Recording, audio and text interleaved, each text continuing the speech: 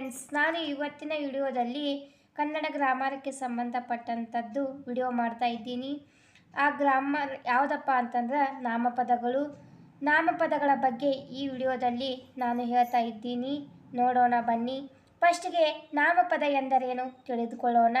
ನಾಮಪದ ಎಂದರೆ ವ್ಯಕ್ತಿ, ವಸ್ತು, ಪ್ರಾಣಿ ಮತ್ತು ಸ್ಥಳಗಳ ಹೆಸರುಗಳನ್ನು ಸೂಚಿಸುವ ಪದಗಳಿಗೆ ನಾಮಪದಗಳೆಂದು ಕರೆಯುತ್ತೇವೆ. ನಾಮಪದಗಳ ಮೂಲ ರೂಪ ನಾಮ ಪ್ರಕೃತಿ ಎಂದು ನಾವು ಕರೆಯುತ್ತೇವೆ. ನಾಮ ಪ್ರಕೃತಿಗಳಿಗೆ ವಿಭಕ್ತಿ ಪ್ರತ್ಯಯ ಸೇರಿದಾಗ ನಾಮಪದಗಳಾಗುತ್ತವೆ. ಈಗ ಇದರ ಮೇಲೆ ಉದಾಹರಣೆಗಳನ್ನು ನೋಡೋಣ. ಫಸ್ಟ್ ನಾಮ ಪ್ರಕೃತಿ ಪ್ಲಸ್ ವಿಭಕ್ತಿ ಪ್ರತ್ಯಯ ಪ್ಲಸ್ ನಾಮಪದಗಳಂತಂದು 3 ಭಾಗಗಳನ್ನಾಗಿ ಡಿವೈಡ್ ಮಾಡ್ಕೊಳ್ಳೋಣ. ಅದರ ಮೇಲೆ ಉದಾಹರಣೆಗಳನ್ನು ನೋಡ್ತಾ ಹೋಗೋಣ. ರಾಮ ಪ್ಲಸ್ಸು ರಾಮನು, ಪುಸ್ತಕ ಪ್ಲಸ್ ಅಲ್ಲಿ ಪುಸ್ತಕದಲ್ಲಿ, ಆನೆ ಪ್ಲಸ್ ಇಂದ ಆನೆಯಿಂದ, ರಾಮ ಪ್ಲಸ್ ಇಗೆ ರಾಮನಿಗೆ. ಇಲ್ಲಿ ನೋಡಿ, ರಾಮ ಅನ್ನೋದು ನಾಮ ಪ್ರಕೃತಿಯಾಗಿದೆ, ಹೂ ಅನ್ನೋದು ವಿಭಕ್ತಿ ಪ್ರತ್ಯಯ ಆಗಿದೆ, ನಾಮಪದ ಅನ್ನೋದು ರಾಮನೂ ಆಗಿದೆ.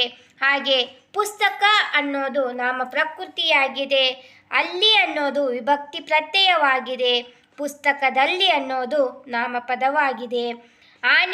ಆನೆ ಎನ್ನುವುದು ನಾಮ ಪ್ರಕೃತಿಯಾಗಿದೆ, ವಿಭಕ್ತಿ ಪ್ರತ್ಯಯ ಇಂದ ಆಗಿದೆ, ಆನೆಯಿಂದ ಅದು ನಾಮಪದವಾಗಿದೆ. ರಾಮ ಅನ್ನೋದು ನಾಮ ಪ್ರಕೃತಿಯಾಗಿದೆ, ವಿಭಕ್ತಿ ಪ್ರತ್ಯಯ ಹೀಗೆ ಆಗಿದೆ, ನಾಮಪದ ರಾಮನಿಗೆ ಅಂತಾಗಿದೆ. ಈಗ ಉದಾಹರಣೆಗಳನ್ನು ನೋಡಿದ್ದೇವೆ. ಈಗ ನಾಮ ಪ್ರಕೃತಿಗಳಲ್ಲಿ ವಿಧಗಳಿವೆ. ಆ ವಿಧಗಳು 9 ಇವೆ. ಅವು ಯಾವುವು ಅಂತ ನೋಡೋಣ. ಫಸ್ಟ್ಗೆ 1ನೇದ್ದು ವಸ್ತುವಾಚಕಗಳು, 2ನೇದ್ದು ಗುಣವಾಚಕಗಳು, 3ನೇದ್ದು ಸಂಖ್ಯಾವಾಚಕಗಳು, 4ನೇದ್ದು ಸಂಖ್ಯೆಯೇ ವಾಚಕಗಳು, 5ನೇದ್ದು ವಸ್ತುವಾಚಕಗಳು, 6ನೇದ್ದು ಪರಿಮಾಣವಾಚಕ, 7 ಪ್ರಕಾರವಾಚಕ, 8 ದಿಗ್ವಾಚಕಗಳು, 9ನೇದ್ದು ಸರ್ವನಾಮಗಳಂತ ನಾಮ ಪ್ರಕೃತಿಯಲ್ಲಿ 9 ವಿಧಗಳಿವೆ. ಆ 9 ವಿಧಗಳಲ್ಲಿ ಫಸ್ಟಿಗೆ ಬರ್ತಕ್ಕಂಥದ್ದು ವಸ್ತುವಾಚಕ. ಈಗ ವಸ್ತುವಾಚಕ ಎಂದರೇನು, ವಸ್ತುವಾಚಕದಲ್ಲಿ ಎಷ್ಟು ವಿಧಗಳು, ವಸ್ತುವಾಚಕಕ್ಕೆ ಉದಾಹರಣೆಗಳು ಯಾವ ಬರ್ತಾವು ಅಂತ ನೋಡೋಣ. ಫಸ್ಟಿಗೆ ವಸ್ತುವಾಚಕಗಳು. ವಸ್ತುವಾಚಕ ಎಂದರೆ ವ್ಯಕ್ತಿ, ವಸ್ತು, ಸ್ಥಳ, ಪ್ರಾಣಿ ಇತ್ಯಾದಿ ಹೆಸರುಗಳನ್ನು ಸೂಚಿಸುವ ನಾಮಗಳಿಗೆ ವಸ್ತುವಾಚಕಗಳೆಂದು ಕರೆಯುತ್ತೇವೆ. ಹಾಗೆ ವಸ್ತುವಾಚಕಗಳಲ್ಲಿ 3 ವಿಧಗಳಿವೆ. ಆ 3 ವಿಧಗಳು ಯಾವುವು ಅಂತ ನೋಡೋಣ. ಅದರಲ್ಲಿ ಬರ್ತಕ್ಕಂಥದ್ದು ಫಸ್ಟು ರೂಢನಾಮ, 2ನೇದ್ದು ಅಂಕಿತನಾಮ, 3ನೇದ್ದು ಅನ್ವರ್ತಕ ನಾಮ. ಇಲ್ಲಿ ವಸ್ತುವಾಚಕಗಳಲ್ಲಿ 3 ವಿಧಗಳು. ಹಾಗೆ ಇಲ್ಲಿ ಬರ್ತಕ್ಕಂಥದ್ದು ಫಸ್ಟ್ ಯಾವುದಪ್ಪ ಅಂತಂದ್ರೆ ರೂಢನಾಮ. ರೂಢನಾಮ ಎಂದರೇನು ಅಂದರೆ ರೂಢಿಯಿಂದ ಬಂದ ಸಾಮಾನ್ಯ ವಾಚಕಗಳನ್ನು ರೂಢನಾಮ ಎಂದು ಕರೆಯುತ್ತೇವೆ. ಈಗ ಇದರ ಮೇಲೆ ಉದಾಹರಣೆಗಳನ್ನು ನೋಡೋಣ. ಉದಾಹರಣೆಗಳು ಯಾವ ಬರ್ತಾವಪ್ಪ ಅಂತಂದ್ರೆ ರೂಢಿಯಿಂದ ಬಂದಿರತಕ್ಕಂಥದ್ದಪ್ಪ ಅಂತಂದ್ರೆ ಹಿಂದಿನ ಕಾಲದಲ್ಲಿ ಅದೇ ಶಬ್ದವನ್ನು ಕರೆಯೋದು, ಈಗೂ ಸಹಿತ ಅದೇ ಇರ್ತಕ್ಕಂಥದ್ದನ್ನು ರೂಢನಾಮ ಅಂತ ಕರಿತೀವಿ.